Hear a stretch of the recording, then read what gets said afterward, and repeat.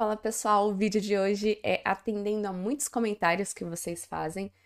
Muita gente me pergunta sobre como que tá o mercado para pessoas desenvolvedoras Go. Para isso, eu já tenho um vídeo aqui no canal falando sobre isso, depois eu posso regravar ele novamente. Só que também muita gente pergunta, né, o que que a galera tá pedindo nas entrevistas, o que que eu preciso saber para me tornar uma pessoa desenvolvedora Go, né?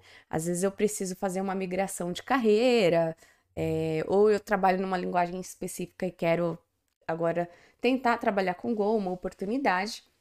E aí, para quem não sabe da minha história, eu até dei um resumo em alguns vídeos, live. Eu comecei como uma pessoa desenvolvedora front-end, tá? Então, eu comecei trabalhando aí com JavaScript, todo esse ecossistema, Node.js, eu cheguei a trabalhar tanto no front quanto no back utilizando JavaScript. Só que aí teve um momento da minha carreira que eu queria muito sair desse ecossistema e eu consegui uma oportunidade no qual eu pude ir migrando aos poucos para a linguagem Go, né? Então, acabou que aí aos poucos eu fui migrando, fui puxando umas tarefas lá, começava com Go, pedindo para programming na empresa em que eu tava. E aí, acabou que depois eu consegui a oportunidade full time, assim, Golang e outras linguagens de back-end. Só que, assim, eu nunca estive do lado do entrevistador. Eu, Laís, eu nunca entrevistei alguém para ser pessoa desenvolvedora back-end. Apenas quando eu era front, né? Que era o que eu era mais especialista. E aí, como eu pivotei minha carreira para back já tem uns 3 anos, acho que vai fazer 3 anos que eu tô focando em me desenvolver no back-end. Eu nunca entrevistei alguém, né? Eu sempre estive do lado da pessoa entrevistada, né? Eu já fiz alguns processos seletivos, eu vou compartilhar para vocês o que me perguntaram, o que exigiram de mim. Mas aí eu tive a ideia de perguntar lá no LinkedIn, né?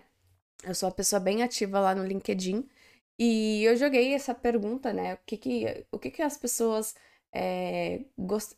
tentam entender melhor, o que que as pessoas esperam aí de um candidato para uma vaga de back-end e, se possível, também de back-end desenvolvendo com a linguagem Go, tá? Porque assim, tá que eu vou ser back-end, eu não preciso ter, assim, domínio 100% da linguagem, dependendo da vaga, né?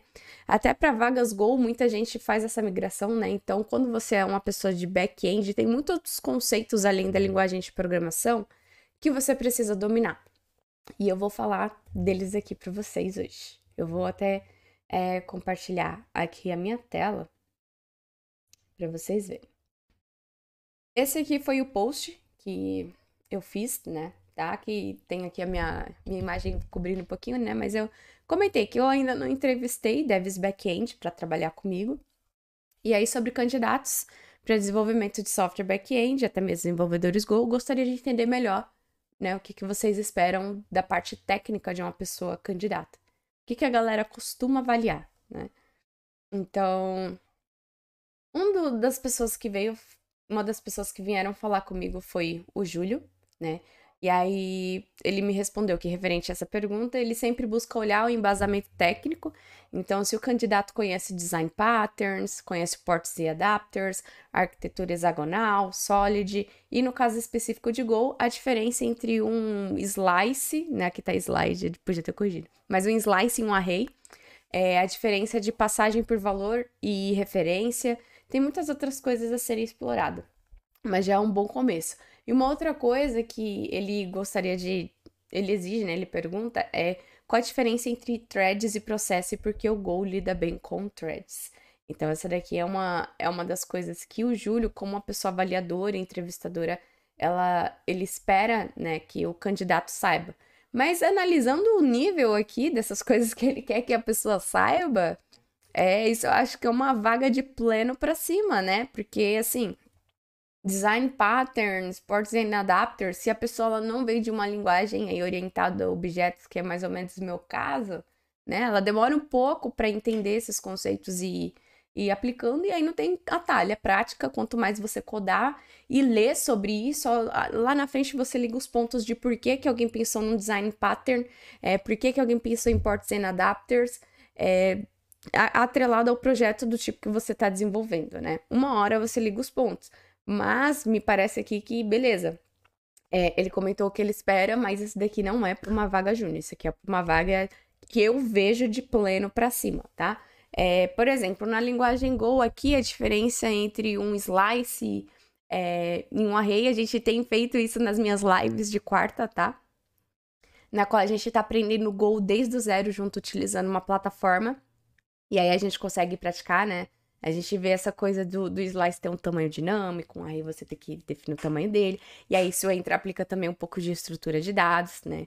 Então, vem até já o convite aí para vocês irem para nossa live semanal e assistir a playlist aqui Aprendendo Go, que a gente aprende isso daqui, tá? E aí, qual a diferença entre threads e processo? Porque Go lida bem com thread. Esse daqui é um conceito importante aí, se você também tá concorrendo para uma vaga Go que não seja júnior, também é importante você entender, tá? A gente tem aí as Go routines do Go que são mais leves aí que uma thread, mas é porque a própria runtime do Go gerencia elas, né? Não a thread do computador. Então, são conceitos aí que o Júlio comentou que ele espera de uma pessoa desenvolvedora. Mas lembrando, eu só quero reforçar que isso aqui não é para um dev de nível júnior ou estagiário, tá? Isso daqui, pelo relato, ele já espera de uma pessoa mais experiente. Deixa eu até reduzir aqui para caber. Aqui, o Francisco Zanfrecis... Desculpa, Zan, eu não consigo falar o seu nome, segundo nome. Zanfrecis...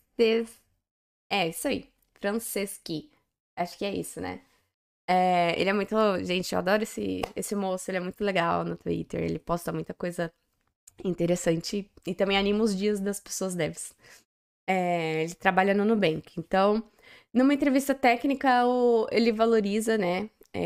Alguns pontos, não exaustivamente, né? A gente sabe que nada é 880, todo mundo tem suas nuances, as pessoas têm pontos fortes e pontos fracos, tá? E às vezes os pontos fortes, eles podem ressaltar esses pontos fracos. Então, honestidade sobre o que não sabe, boa comunicação, objetividade, clareza, organização de pensamento e desenhos de código, saber ponderar os trade-offs da solução que está propondo. Então, qualquer solução complexa tem trade-off, tá? Não existe bala de prata. Por exemplo, eu tô resolvendo o desafio aí de streaming, tem aqui no meu canal, no qual eu faço um servidor com autenticação. Beleza, que ele tá lindo, que ele tá mega complexo, mas ele tem muito trade-off, tá? Que a gente ainda não parou para resolver. Mas sempre pode ter um ponto de falha e é legal essas pessoas, elas buscam estressar, né? O quanto de resiliência e estratégias de contorno você tem para aquela situação quando ela, der um problema. Colaboração, geralmente eu exercito trabalho em time, dando algumas sugestões de caminhos e é importante notar o trabalho em equipe da pessoa, como abertura para feedbacks e ser inclusiva. Isso daqui é um ponto bem importante, tá?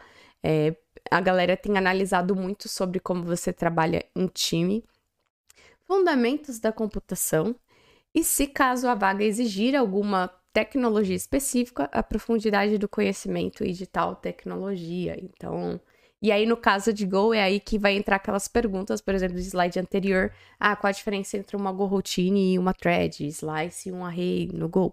Né? O que é um canal? Por que usar defer? Como que você lida com deadlocks? Então, esse daqui é o que ele avalia também. Mas lembrando que tudo isso aqui, tá? São pontos para entender o que você sabe. Não quer dizer que você precisa atender, 100% das coisas. Você pode ser sincero, como ele colocou aqui, honesto sobre o que não sabe. E a galera vai avaliar muito, durante esse processo de contratação, também como que você estuda, como você se mantém atualizado, o que você faz para aprender. E aí, dependendo, se você não souber, ele, beleza que não sabe, mas se ele entrar, ele vai fazer assim para aprender. Isso é um ponto muito legal. Obrigada, Dan, pela sua contribuição. Outra pessoa aqui que eu não vou mencionar o nome, porque acabou que eu esqueci de perguntar se eu podia mencionar, né? Mas eu vou deixar aqui o comentário dela. O que eu costumo avaliar vai além da linguagem. É o que eu falei no começo do vídeo, tá? Às vezes, quando você é candidato a uma vaga de back-end, a linguagem, você dominar a linguagem, representa, digamos que 30%, 40% aí de se você vai conseguir ou não, né? Porque ela é uma ferramenta que você vai usar. Mas tem outros conceitos que é muito importante. Se você souber, pô, você entra e o resto, beleza, cola aí, você vai aprendendo e a empresa vai te dar recursos aí para você se desenvolver. Então, qual é a capacidade daquela pessoa de resolver problemas? Então, analisa aqui muito o seu pensamento analítico. É uma pessoa que eu acredito que vai jogar alguns desafios aí conversando com você e ver até onde você vai, o que você pensa, né? Como poderia ter mitigado. Como ela apresenta soluções, qual a capacidade dela de mudar e aprender sobre a solução proposta, como recebe e incorpora feedback sobre o que ela está fazendo, consegue trabalhar em par? Isso aqui tem sido cada vez mais importante, tá? São só alguns exemplos que você consegue coletar em uma entrevista de System Design. System Design é aquela entrevista no qual a galera joga uma arquitetura, tipo, como você faria o sistema de entrega da Uber? Né? E aí você vai montando as caixinhas junto com as pessoas e você não precisa saber tudo, você pode ir perguntando, né? Porque aí ele já consegue até te avaliar como você consegue trabalhar em par, né? Quando você sabe, quando você não sabe, nome de algumas coisas, tá? Então, são só alguns exemplos. Beleza, System Design. É importante para a evolução não só uma boa apresentação do problema proposto, mas também coletar informações sobre como a pessoa vai ser no dia a dia. Então, isso aqui é muito importante. Eu super acho mega válido avaliar essas coisas, né? Eu acho muito importante, porque quando você trabalha com back-end, né? Como eu já falei, a linguagem não vai ser o único desafio. São vários outros conceitos macros aí que você tem que aprender, como sistemas distribuídos, como métricas, como performance, que aqui vai ser avaliado, né, numa entrevista de System Design. Essa resposta aqui também eu não mencionei, porque acabou que eu não perguntei para pessoas que podia mencionar, mas ela falou, né, que o que realmente ela pergunta é sobre Garbage Collector, Go Routines, Channel, tratamento de erros, quais as vantagens do uso de Golang comparado a outras linguagens, tá? Eu vejo que isso aqui, né, esse esperado é mais de uma pessoa desenvolvedora Go, né, quando ela já tem tá um nível ali acima de júnior também, tá? Porque entender como que ela vai usar o Go Routines e Channels no dia a dia dela. Isso aqui você vai aprendendo quando você tá aprendendo a linguagem, mas ter uma experiência do motivo, né, de por que isso é mais vantajoso do que utilizar, tipo, threads com Java, utilizar, sei lá, gerenciamento de threads com outra linguagem, Python, não sei, gerenciamento de memória. Cada linguagem é uma ferramenta que te dá algumas possibilidades de gerenciar a memória da sua máquina. Então, por que com Go é melhor? Né? Então, isso daqui a pessoa respondeu especificamente para Devs Go, fora os outros contextos macros que a gente já mencionou no comentário anterior. Essa daqui já foi um pouco além, comentou um ponto muito importante. Outra coisa que ele pergunta muito, e tem o peso maior de acordo com a senioridade em relação a testes. Então, quais os tipos de testes a pessoa conhece? Então, se falar que só conhece testes unitários de integração, reprova. Como a pessoa testa. Se não apresentar metodologias para desenvolver testes, ponto negativo. E se conhece técnicas de nomenclatura de testes opcional, né? Beleza. A gente não tem apenas o teste de integração e unitários, tá? A gente tem outros tipos de testes. Eu acho que eu até separei aqui um desenho para vocês, mas isso daqui já serve pra gente acender uma red flag aqui sobre que, tipo, não existe só dois tipos de testes que pessoas desenvolvedoras precisam conhecer, né? No nosso dia a dia, pode ser que a gente acabe implementando por escrever mais os unitários de integração. Mas isso não impede a gente de conhecer outros tipos, né? É claro, não precisa, não sei, depende do nível que reprovar a ponto de você só conhecer os dois. Às vezes a gente só não sabe o nome de alguns tipos de testes que a gente faz. Mas a gente tem alguns, né, que é como smoking test, a gente tem um teste no qual ele muda os cenários e valores de entrada de algumas APIs que a gente expõe do nosso sistema, e aí pode ser que acaba pegando uma falha. Aqui a gente tem os tipos de software testing: white box, black box, gray box, muito difícil de falar. Aí tem functional testing, non-functional testing, aí tem unit integration, aí tem o system, tem os testes end-to-end, que são aqueles de cabo a rabo. Acho que ele não tá aqui.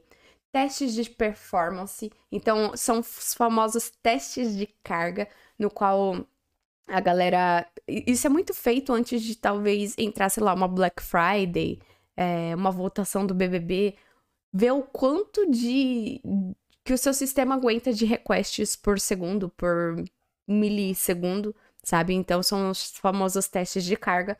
E aí, você pega vários gargalos na sua aplicação. Tipo, como ela escala, o tempo que ela demora para escalar, tempo de conexão, tempo de busca no dado, e aí você tem que implementar estratégias de caching para melhorar isso, pode ter que implementar uma fila, pode ter que agendar um escalonamento em certo horário onde tem mais pico, e aí vai dependendo do tempo que você analisa, né? Teste de usabilidade. Então, para quem trabalha também com ferramentas aí para front-end, né? Tem os testes aí de como que tá a aplicação para o usuário, né? Que são feitas pesquisas, testes com algumas pessoas, testes de compatibilidade. O end-to-end não tá nesse desenho, acho que deve ser esse system testing, que é onde você testa de cabo a rabo. Tipo, bateu na API, daqui ele vai bater aqui. E são os mais pesados e custosos que tem, tá? Porque ele levanta a aplicação inteira, ele bate em algum banco, tem chamada de rede. Então, assim, tem que ser avaliado, porque se a empresa tiver dinheiro para você ter um ambiente todo de teste, no qual você consegue rodar um teste end-to-end antes de mandar para produção, né? Então, é super válido, porque isso garante muito a qualidade da entrega e do negócio, tá? Eu acabei trazendo aqui a minha opinião em alguns pontos que eu acho válido, mas agora eu vou trazer para vocês um pouquinho da minha experiência própria, tá? Eu vira e mexe, de tempos em tempos aí eu acabo fazendo processos seletivos para sentir como tá o mercado, entender como eu tô também, né? Então, muita gente acaba utilizando isso também para, beleza, eu quero trocar de emprego, ou fazer uma contraproposta, conseguir um aumento. E aí, o que eu tenho notado, né? O que já caiu para mim em algumas etapas. E eu, como uma pessoa que já sou desenvolvedora há alguns anos, né? O que a galera tem esperado de mim, tem me perguntado. Então, já me perguntaram, tipo, já logo na primeira fase de RH, o que é Solid, né? Que é uma considerada boa prática aí. Qual a diferença entre uma fila e uma pilha? Me pediram para explicar o que é uma mensageria. Algumas vagas eu tive que falar inglês em uma parte da entrevista, porque essas vagas que eu estava tentando esperava que eu soubesse inglês. Então, tipo assim, isso logo na primeira etapa com a pessoa da RH, não foi com a pessoa técnica. E aí me perguntaram também o que eu acho sobre testes, o que eu penso sobre testes de software. E aí eu já estava meio preparada, tenho algumas opiniões. E sabe o que eu faço também antes de começar uma entrevista? Eu pego essas perguntas, né? Eu pesquiso muito sobre essas perguntas e para não ficar nervosa na hora, eu escrevo as respostas de alguma delas. Uma delas é eu me apresentando. Eu tenho vários textos de como que eu devo me apresentar numa entrevista, qual eu escrevi à mão, para praticar e não ficar muito nervosa na hora, inclusive em inglês, né? E aí eu pratico me apresentando em inglês aí para falar sobre mim, alguma coisa. Teve fases também de pair programming. Então, houveram fases... Eu já passei por fase de pair programming com o time, né? No qual, algum deles, eu tive que compartilhar a minha tela para resolver um desafio, né? De algoritmos, estrutura de dados.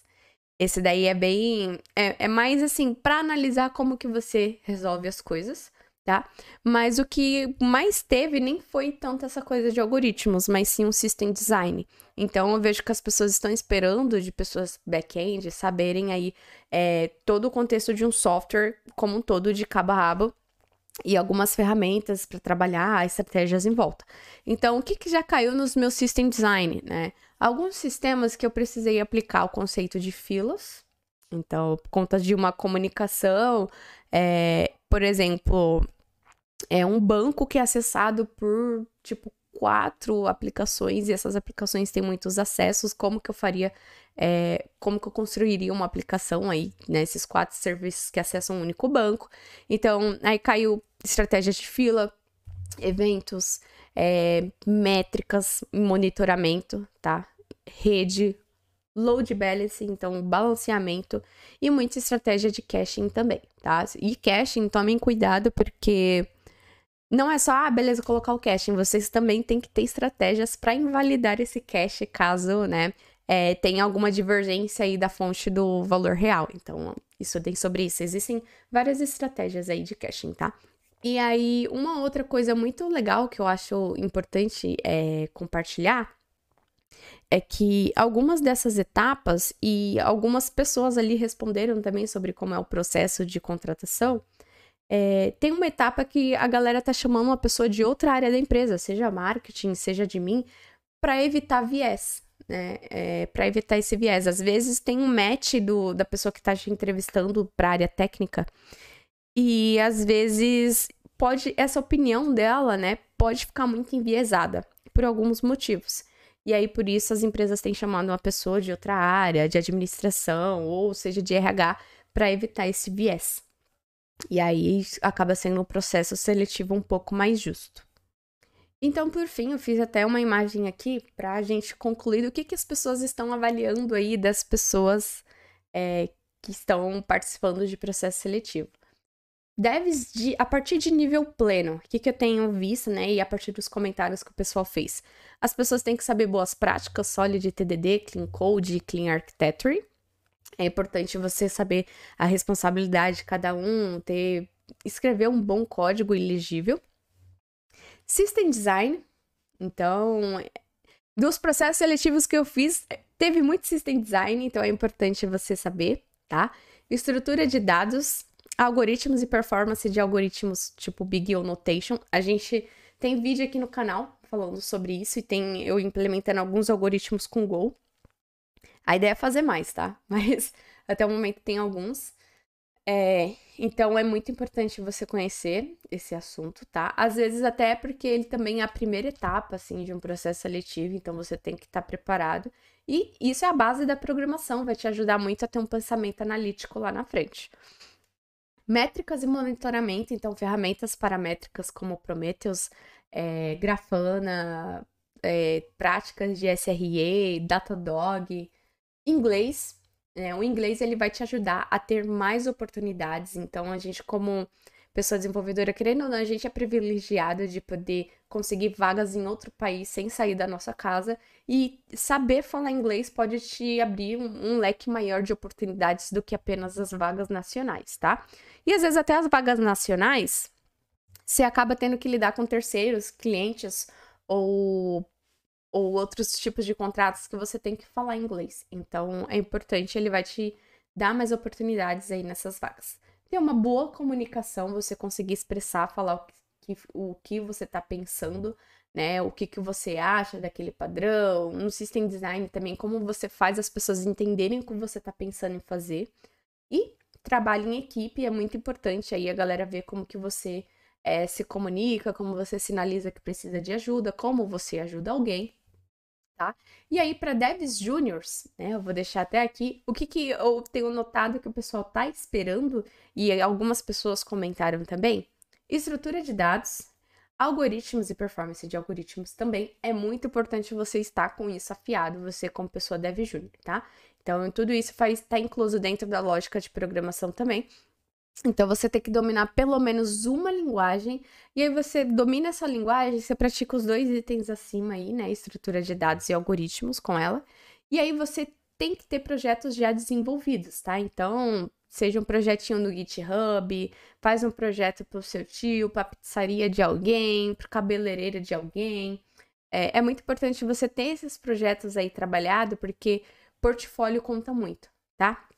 Tem uma pergunta que sempre me fizeram, que caiu muito nas entrevistas que eu fiz, qual projeto que eu me orgulho muito de ter participado ou entregado uma funcionalidade, ou se eu tenho um projeto que eu me orgulho de ter feito para mostrar. Então, você como júnior já tendo isso daí também pronto para mostrar para alguém, pô, sensacional, tá? Então, por fim, é isso. Eu espero que você tenha gostado desse vídeo. Eu acabei expressando também a minha opinião sobre alguns assuntos, mas é a minha opinião, tá? Não, vocês não precisam tomar como verdade. Assistam outros vídeos, leiam artigos, perguntem para outras pessoas desenvolvedoras, vejam outros criadores de conteúdo que falam sobre esse assunto também e conclua aí por você mesmo. Porque aqui eu acabei expressando muito o que eu penso, tá? Por fim, é isso. Eu vejo você no próximo vídeo. Acompanhe as nossas lives aí semanais. Toda quarta a gente tem live aqui às 8 horas da noite, tá? Aprendendo Go. E também me siga nas redes sociais, no Instagram, no LinkedIn, eu sempre tô por lá, então vamos fomentar algumas discussões e fazer também pessoas aí, desenvolvedoras que estão precisando de oportunidade, aparecerem também, né, para que as tech recruiters vejam aí no LinkedIn. Então, te vejo lá, até uma próxima, te vejo nas minhas redes sociais, pode comentar, comenta aqui no vídeo também, vamos engajar esse vídeo para alcançar mais pessoas. Até, pessoal!